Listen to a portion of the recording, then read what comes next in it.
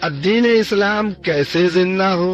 اسلام پر عمل کرنے کے لیے اللہ نے ملک یا مال کو شرط قرار نہیں دیا۔ یہ بات نہیں ہے کہ انسان مالدار بنے گا تو دین پہ عمل کر سکے گا، غریب نہیں کر سکتا۔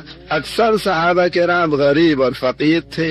یہ بات نہیں ہے کہ انسان بادشاہ وزیر بنے گا تو پھر دین پر عمل کر سکتا ہے۔ انسان کے پاس ایک بھی عہدہ نہ ہو لیکن سارے دین پر عمل کر سکتا ہے۔ دین پر عمل کرنے کے لیے ملک اور مال کا ہاتھ میں ہونا ضروری نہیں ہے۔ دین پر عمل کرنے کے لیے دل میں نور ہدایت کا ہونا ضروری ہے۔ اللہ نے اس کائنات میں روشنی کے دو سلسلے چلائے، ایک مخلوق روشنی جس کے لیے اللہ نے آسمان میں چاند، سورج، ستارے بنائے، اس زمین پر آگ اور گیس اور بیٹری اور موم بتی بنائی، بجلی بنائی۔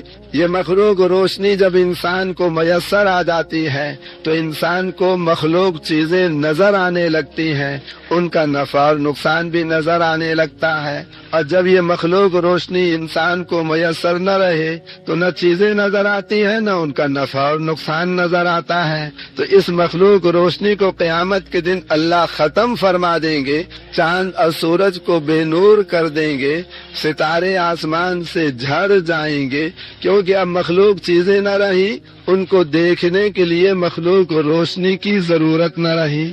اس کے مقابلے میں ایک نور اللہ کا اپنا ہے۔ اللہ نور السماوات والارض، اللہ تعالیٰ کا نور بہت طاقتور، اس کائنات کی کوئی چیز اللہ کے نور کو برداشت نہیں کر سکتی۔ طاقتور سے طاقتور فولاد بھی اللہ کے نور کو برداشت نہیں کر سکتا۔ مضبوط سے مضبوط پہاڑ بھی اللہ کے نور کو برداشت نہیں کر سکتا۔ صرف ایک انسان کا دل ایسا ہے جس میں اللہ کا نور سما سکتا ہے۔ انسان کے دل میں اللہ کا نور آ جائے، اس کا نام ہے ہدایت کا مل جانا، اور انسان کا دل اللہ کے نور سے خالی ہو جائے، اس کا نام ہے ضلالت یعنی گمراہ ہو جانا۔ ہر انسان کی سب سے پہلی ضرورت نور ہدایت کا مل جانا ہے۔ ہر انسان کی سب سے بڑی ضرورت نور ہدایت کا مل جانا ہے۔ اس لیے قرآن مجید میں اللہ تعالیٰ نے بہت سی دعاؤں کو ذکر فرمایا ہے، لیکن سب سے پہلے اللہ تعالیٰ نے ہدایت کی دعا کو ذکر فرمایا ہے۔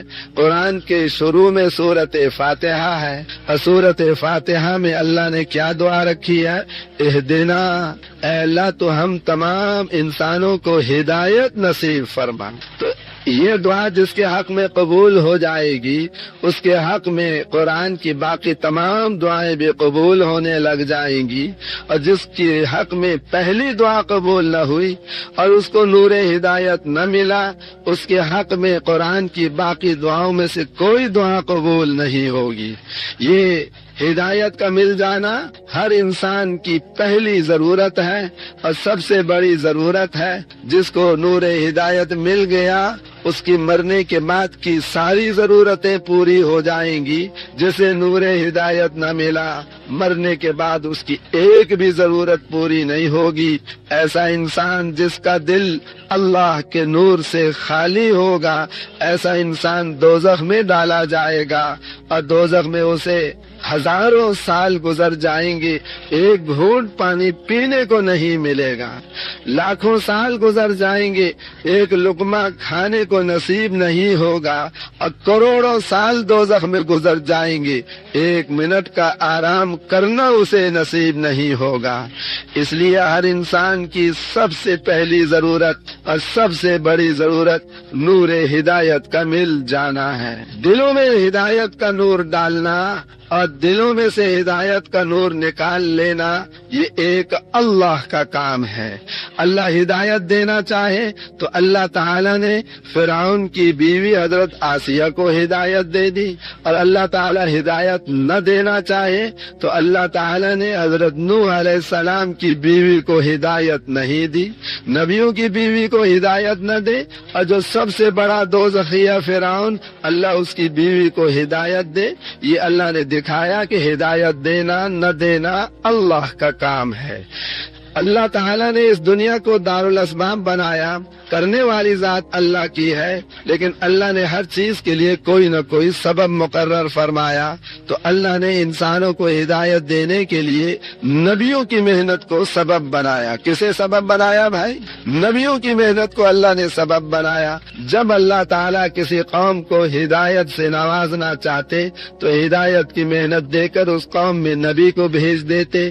نبی آتا، ہدایت کی محنت آتی، دلوں میں ہدایت کا نور اترتا، لوگ اللہ کے دین پر عمل کرنے والے بن جاتے اور پریشانیاں ختم ہو جاتی اور راحتیں اور کامیابیاں اور عزتیں انہیں ملنے لگ جاتی اور ان کے حالات سنور جاتے۔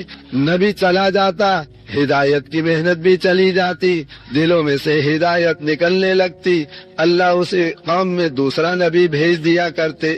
کلما ہلک نبی خلفہ نبی، ایک نبی چلا جاتا ہے قوم میں سے تو اللہ تعالیٰ اسی قوم میں دوسرا نبی بھیج دیا کرتے۔ ہر قوم کا الگ الگ نبی ہوتا۔ وَلِكُلِّ قَوْمٍ حَادٍ، 5 قومیں دنیا میں ہوتی تو 5 نبی، اور 10 قومیں دنیا میں ہوتی تو 10 نبی، 50 قومیں دنیا میں ہوتی تو 50 نبی، اور ہر قوم کے اندر نبی کے بعد دوسرا نبی، نبی کے بعد دوسرا نبی، تو یہی سلسلہ چلتا رہا یہاں تک کہ 1,24,000 انبیاء علیہم السلام دنیا میں اللہ نے بھیجے، اور آخر میں اللہ تعالیٰ نے حضرت محمد صلی اللہ علیہ وسلم کو بھیجا، اور آپ کو بھیج کر اللہ تعالیٰ نے 2 بڑی تبدیلیاں فرمائیں۔ ایک تو اللہ تعالیٰ نے یہ تبدیلی فرمائی کہ اللہ نے فیصلہ کر دیا کہ حضرت محمد صلی اللہ علیہ وسلم ہے تو قبیلہ قریش میں سے، لیکن نبی صرف قوم قریش کے لیے نہیں ہے، بلکہ اللہ نے آپ کو تمام دنیا کے تمام انسانوں کے لیے نبی بنا کر بھیجا۔ وما ارسلناک الا کافۃ للناس بشیرا ونذیرا۔ اور دوسری تبدیلی اللہ تعالیٰ نے یہ فرمائی، پہلے تو نبی کے جانے کے بعد اللہ دوسرا نبی بھیجتے تھے، اب اللہ تعالیٰ نے فیصلہ کیا کہ حضرت محمد صلی اللہ علیہ وسلم کے بعد کسی کو نبوت نہیں دی جائے گی۔ اب حضور کی نبوت قیامت کے دن تک کے لیے قائم کر دی گئی ہے۔ آپ ساری دنیا کے انسانوں کے لیے نبی اور قیامت تک کے زمانوں کے لیے نبی۔ آواز آ رہی؟ قیامت تک کے زمانوں کے لیے نبی۔ تو اس وجہ سے اللہ تعالیٰ نے اپنی ترتیب بدل دی، کیونکہ حضور صلی اللہ علیہ وسلم کو اللہ تعالیٰ نے تمام نبیوں کے لیے امام بنایا، آپ کو تمام نبیوں کے لیے نبی بنایا، اور اللہ نے آپ کو تمام نبیوں کا سردار بنایا۔ اللہ تعالیٰ نے آپ کو خاتم النبیین بنایا۔ علاقہ آپ کا ساری دنیا کا، زمانہ آپ کا قیامت کے دن تک کا، اور عمر مبارک اللہ نے آپ کی کل 63 سال بنائی۔ پہلے نبیوں کے ساتھ اللہ نے معاملہ برعکس فرمایا، ہر نبی کا علاقہ بھی تھوڑا اور زمانہ بھی مختصر اور عمر بڑی لمبی ہوتی تھی۔ کتابوں میں لکھا ہوا ہے کہ حضرت آدم علیہ السلام نے ہندوستان سے 1000 حج فرمائے تھے، تو 1000 سال تو عمر ان کی حج میں گزری، پہلے بھی ان کی عمر ہوگی، بعد میں بھی عمر ہوگی۔ حضرت نوح علیہ السلام کے بارے میں قرآن میں آیا ہے کہ انہوں نے اپنی قوم میں 950 سال تبلیغ فرمائی۔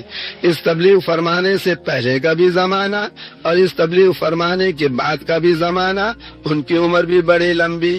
حضرت ابراہیم علیہ السلام کی عمر 175 سال بتائی جاتی ہے۔ حضرت موسیٰ علیہ السلام کی عمر 120 سال کتابوں میں لکھی ہوئی ہے۔ تو پہلے جتنے نبی آتے علاقہ مختصر، زمانہ تھوڑا اور عمر لمبی ہوتی۔ حضور صلی اللہ علیہ وسلم کے ساتھ اللہ نے کیا معاملہ فرمایا؟ علاقہ آپ کا پوری دنیا کا اور زمانہ آپ کا قیامت کے دن تک کا، اور عمر مبارک 63 سال، جس میں 40 سال آپ کی نبوت سے پہلے اور 23 سال آپ کی محنت کرنے کا زمانہ ہے۔ اس وجہ سے اللہ تعالیٰ نے کرم فرمایا، احسان فرمایا، اور حضور صلی اللہ علیہ وسلم کی امت کو اللہ تعالیٰ نے حضور کا نائب بنایا، حضور کا قائم مقام بنایا، حضور کا جانشین بنایا، اور جو محنت اللہ تعالیٰ نے حضور صلی اللہ علیہ وسلم کے ذمے لگائی، وہی محنت اللہ تعالیٰ نے حضور صلی اللہ علیہ وسلم کی امت کے ذمے لگائی، اور اللہ نے وعدہ کیا نبی محنت کرتے تھے، ہم نبیوں کی دعا جس طرح قبول کرتے تھے، یہ امت بھی نبیوں والی محنت کرے گی تو اس کی دعا بھی ہم نبیوں کی طرح قبول فرمائیں گے۔ اور قیامت کے دن اللہ تعالی نبیوں کو اور قسم کا نور دیں گے اور امتوں کو اور قسم کا نور دیں گے، لیکن حضور صلی اللہ علیہ وسلم کی امت کو اللہ تعالی دوسری امتوں والا نور نہیں دیں گے۔ قیامت کے دن اس امت کو اللہ تعالی نبیوں والا نور عطا فرمائیں گے، اور اس دنیا میں جیسے نبیوں کی مدد فرمائی، اس امت کی بھی اللہ تعالی نبیوں کی طرح مدد فرمائیں گے۔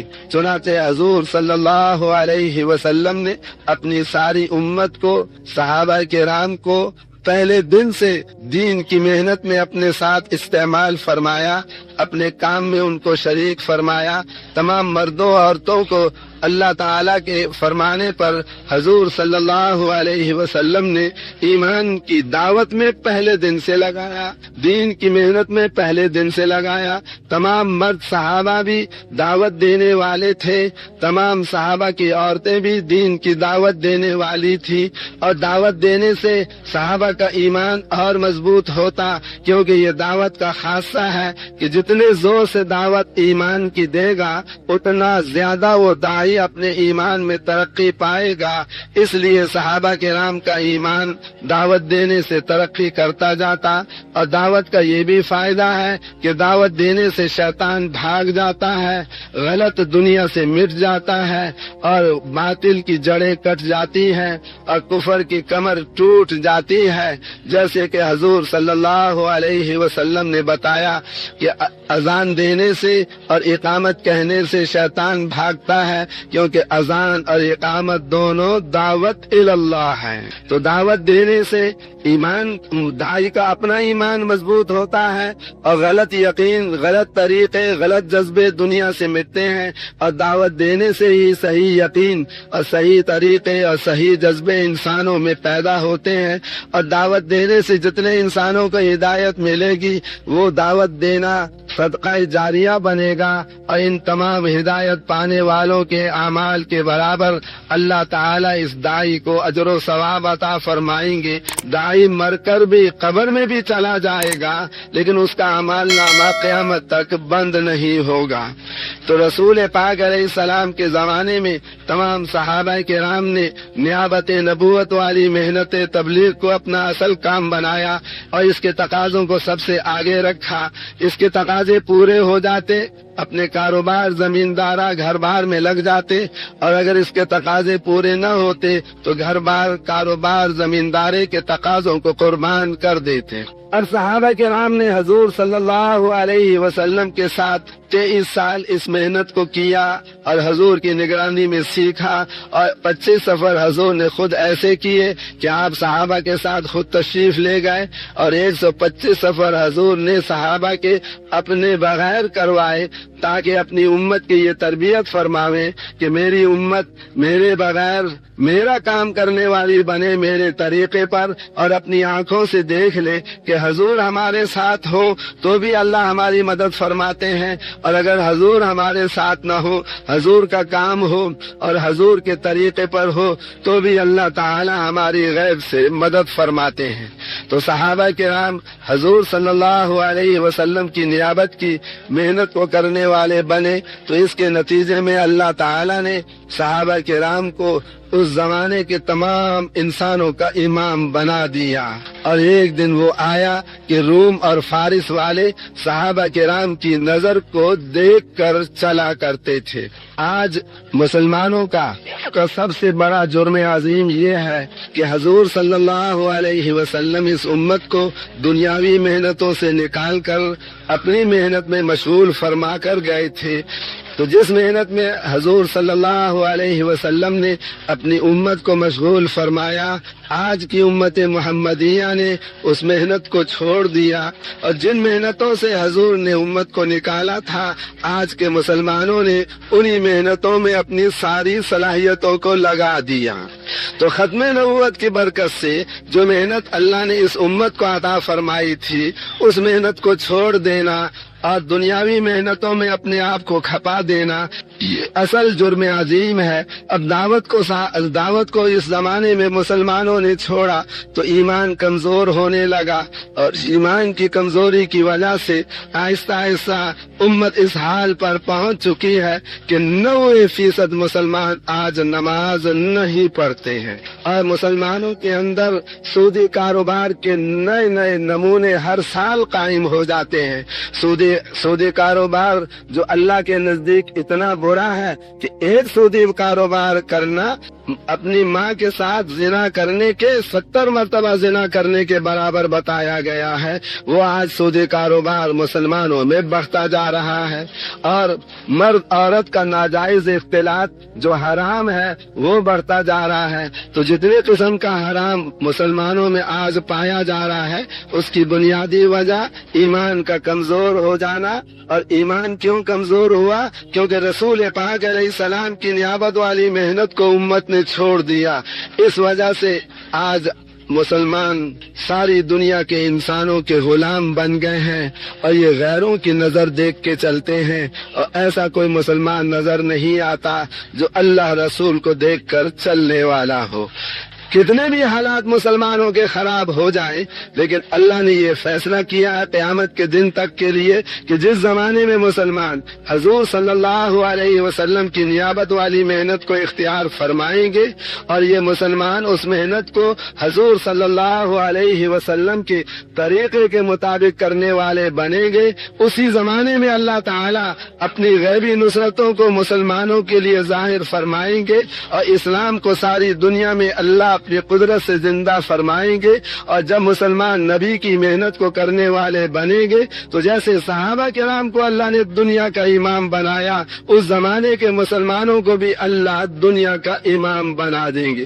یہ 3 دن کے لیے ہم یہاں جمع ہوئے ہیں۔ کس لیے جمع ہوئے ہیں؟ کہ حضور صلی اللہ علیہ وسلم جس محنت پر صحابہ کو ڈال کر گئے تھے، اپنی امت کو ڈال کر گئے تھے، اس محنت کو ہم اپنی محنت بنائیں، اس محنت کے سیکھنے میں ہم زندگی لگائیں، اور سیکھ کر ہم اس محنت کو ساری عمر کرتے رہیں، اور کرتے کرتے اللہ کے راستے میں ہم مر جائیں، تاکہ اللہ تعالی ساری دنیا میں سارے اسلام کو اپنی قدرت سے زندہ فرما دے۔